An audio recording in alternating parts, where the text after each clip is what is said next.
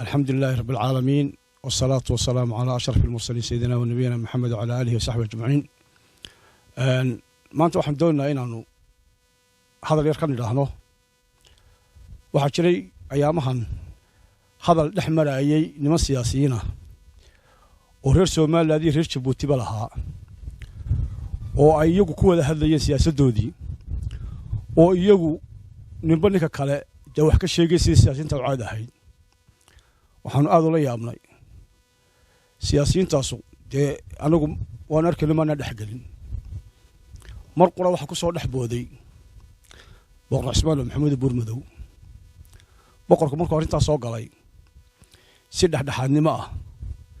uma gelin qolana wuu la sabtay qolana wuu ku miisay wuxuu aad iyo aad u dhaleeceeyay oo waxaanu jirin ka sheegay wax walba ka yiri gudoomiyaha حسبي قاعد إنجنير فيصل علي حسين وحلنا بقرك ده واحد هذا هذا دقن تاعي ودقن ولي بكو هالليسو دينا إنه ما كان سيد حد ما ودح قشوا أي أهل لكن هذا الكاتري أنا جو حنو قاضي نيون فريق قرانو قاضي فريق يقرأ إن تريش بوتي ودير سفرين أدو قاضي هذا هاي أيوب أنا قاضي بقر عثمان مركي يقول سينو براني سقاشنات كبيهد مركا بقر موهين Buurmadow baa la oran jiray fal dhagaraysan oo ka dhacay magaalada Berbera ayanu ku baranay markii labaad wuxuu aan ku noqday oo aynu ku baranay waa la xidhay iyo waa la soo daayay haddana imaka boqorkii wuxuu ku daray intaa inuu habeen oo dhan telefishinada hor fadhiyo ninkii hadlaba uu jawaabo waxaan leenahay boqor baad tahay reer baad boqor u tahay de waa inaad dhaxdhaxaadnimo ku dartaa markaad hadlayso laakiin aad qolo iska fuusho maaha waxaan intaa raacinaya injineer Faysal Cali Waraabe sidaad u sheegtay waa nin dhaqan oo ka dhashay qoys dhaqan haddii uu meel ka dhaqan galo dad dhaqanoo qabtuu leeyahay loogama baahna in adigu hadasho iyana xal ka bixsatoona iyana raaligelin ka bixsatoona midna loogama baahna أنا waxaan qabnaa inaanu arin dhaqan gelin waxaanu qabnaa inuu nin siyaasi ah oo siyaasiyiin la hadlayay mar haddii sidaa tahay wixii aad ku soo dhex gashay adigu adoo nin dhaqan ah oo aad waliba ku sheegtay waxyaabo aanu oran oo aflagaada oo aad tiri hablo la hadlay iyo inaan inaga aad xil weyn inaga saaray inagu mudan ayuu la hadlay mana jirto taas haddii aad soo cadayso inuu ninkaas inta la hadlay هذا الله ينكيد الله الله وحال أنا قابل كله وحال وحال لنا هاي بقري مكة بريهان دمبه جوا أرين كاغم أنا قلنا نوفي عنا واحد مودة بدأ حوالي قارن كل حيولي صدق سنوات بود قال كوه في التليفون أنا ما لدوت واحد تري دولة ما شرته واحد تري أنا شال السماء يصنو واحد تري أنا عيدا السماء يصنو وحصل واحد قرن ماذا كد دمينيا أيانو أرجنا تمر خاتيجا أو هذا كوين ميلاه بابو يديه تمر زي مدحويننا كوكو قرينا صدق سنة قال كودي أنا واحد كلنا أنا قرآن كرعنو ماشى أسأل يا جب هل اللي راعي الفويني هل كان تقنو هل كان نبض كرادي هل كان مقع كضونو هل كان شرف كضونو هل كان أنا قرآن كوكو قربلو بلا يدا سومال لاد مانتا اللي بتدوين كويسة العيلة فوين عن وحكا قبرنو هذا قرآن نوجه وأنا كوكو رعنو تكاله ما أنت واحد نوبه هناي تبليغ سياسات ببريان سعوناي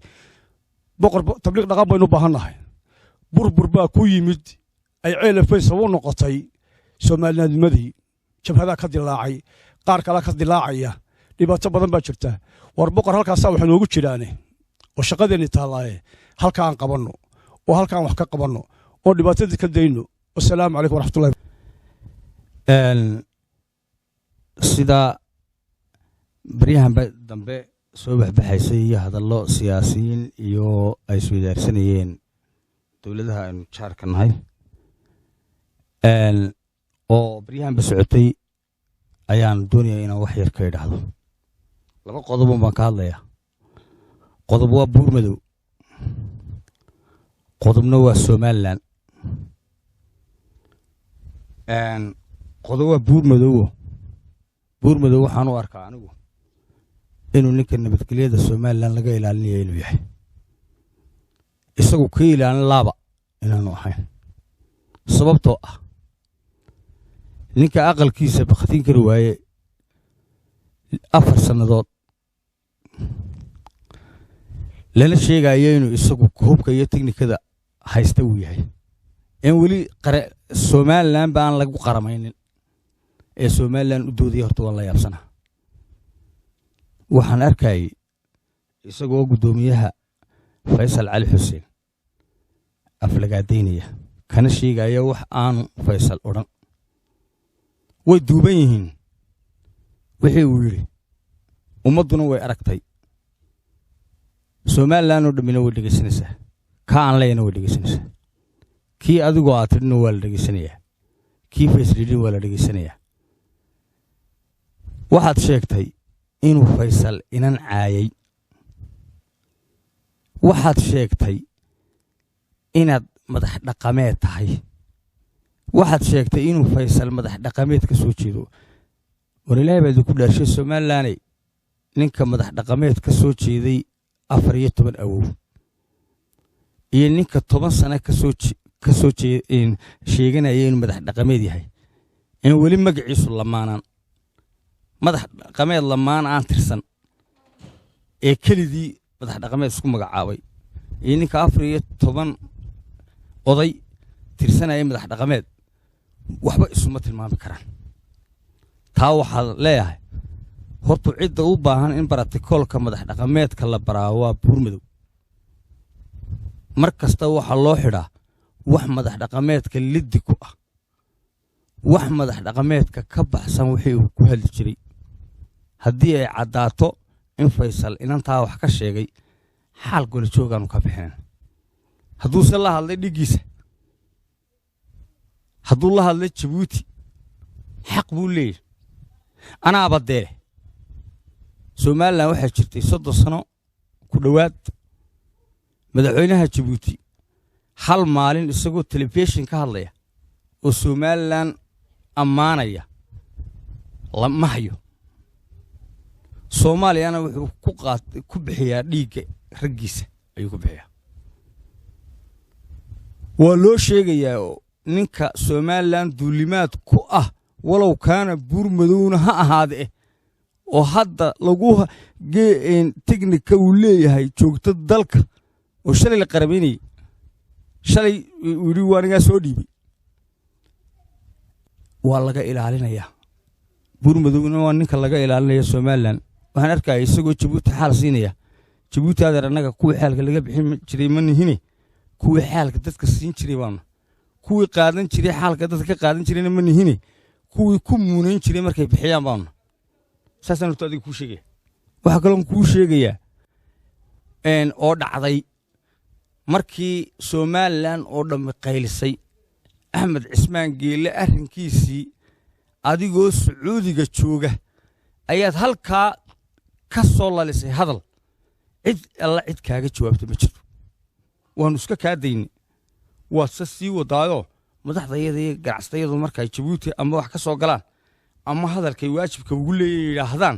ayaad xaal ka bixisa kuwii xaal ka bixin laana matiida waynu u sameynay qadraxayd hadana kaaga badhaweyn qadraxaydna waa inaan naga mudan sharaf waa inaan tayadii ninka inanta ka qabaana haddii uu soo dhaafo halka uu leeyahay waajibkiisa loo sheega adeer waxa leedahay lama amaahiye waajibkiisa iyo halka xididnimada joogtaa baa loo sheega Ismaaciil waa loo sheegaya haddii Somaliland uu lid ku yahay waa loo sheegaya loo gaban maayo waxa ku leeyahay